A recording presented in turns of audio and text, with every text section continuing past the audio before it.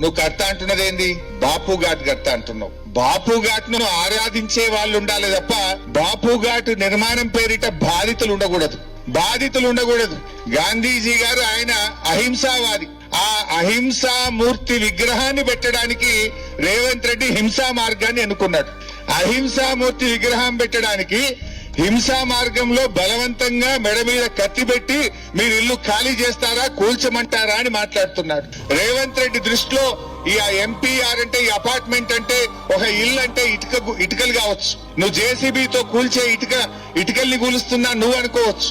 కానీ ఒక మధ్యతరగతి వాళ్లకు, ఒక పేద వాళ్లకు అది జీవితాంతం రెక్కలు ముక్కలు చేసుకొని రూపాయి కూడబెట్టుకొని బ్యాంకుల్లో అప్పులు తెచ్చి ఒక కళ నిజం చేసుకుంటారు. జీవితకాల కష్టం, జీవితాంతం ఒక కళ ఈ అపార్ట్మెంట్. నువ్వు కానీ ఓ పొట్లైన్ పెట్టా రాత్రి కూలగొడతా అంటే అది జీవితాలు కూల్చడం.